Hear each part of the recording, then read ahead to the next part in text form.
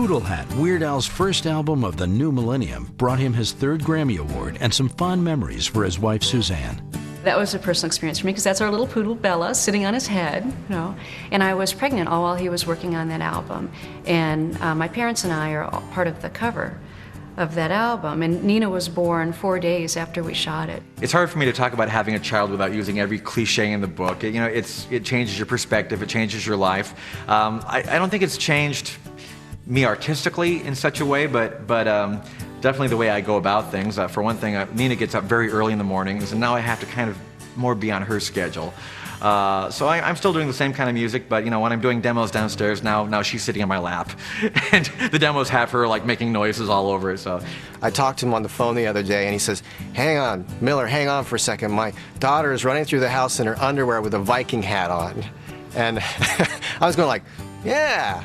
Like daughter, like father. Straight Outta Linwood is really wonderful because he has a studio here at the house, and he writes and works a lot at night. And I would be putting Nina to bed and would lay there and listen. We could hear it kind of muffled coming up through the walls. Nina, I think, is cut out to be on the stage, which I'm a little nervous about.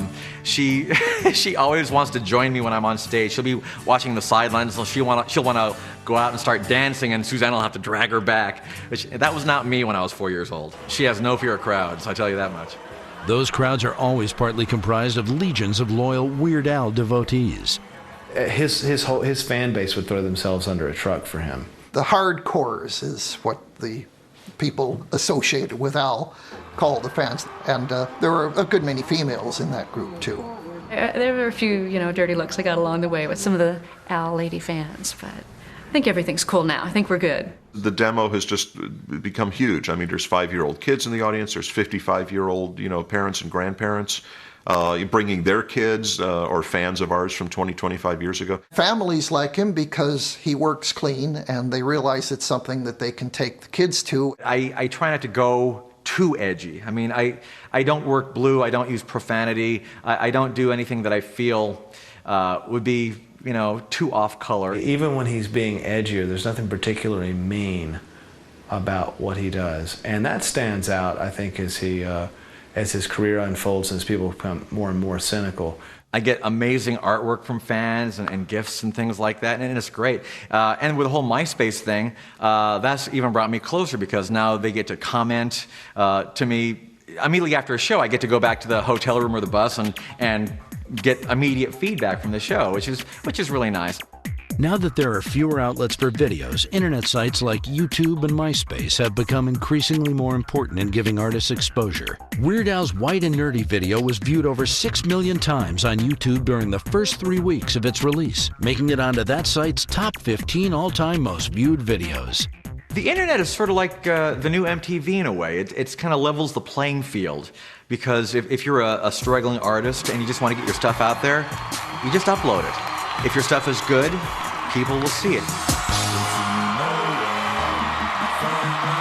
What a satirist does is he or she holds up a mirror to society, and maybe it's a funhouse mirror, but it's a mirror nonetheless, and you get to see yourself maybe in a slightly different light. He's a very astute observer of the world and pop culture, and he has a way of putting that right in front of people to say, yes, we love this, but here is why it's strange and silly, and that's fine, we can celebrate it. I seem to be filling some sort of void in pop culture right now. In the 40s and 50s, you had Spike Jonze and Stan Freberg. In the 60s, you had Alan Sherman. And for the last couple of decades, well, I'm far from being the only person doing comedy music, but because I'm on a major label, I've had the opportunity to be on national TV a number of times and do the big budget music videos. So I'd have to say I'm the most visible. Every record he's made has gone gold or platinum. He's written and starred in his own feature film. He's written and starred in his own television series. And he was doing comedy raps fairly early in the game and making it work because he worked very hard at making a comedy rap that was going to stand up.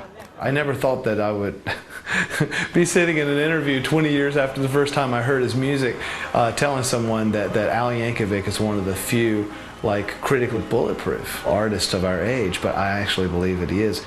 There's so many people out there in LA with less talent and less to offer the world that are just in your face and want you to know that they're there, and look at me, and you can't ignore, you know, they're so rude, you can't ignore them. And here's Weird Al with all his talent. He's just having fun. He has this, you know, he has his little place in the world. Just chugs along and does his job and doesn't make a big stink. He's not like, oh, I've got to stay ahead of the times. He's like, I am who I am, and if there's a place for me, I'll continue to do what I do. He's been out in popular culture since 1980, and he's still going strong. I mean, that's pretty amazing. He's going to be like the guys from Rolling Stones. He's going to be 90 years old on a walker. He's going to be up on stage, you know, doing his thing. It's going to be amazing. I'd like to think that I'm at least a footnote in the history of rock and roll. I'd like to be considered perhaps, you know, the court jester of rock, at least for, you know, the period I've been around.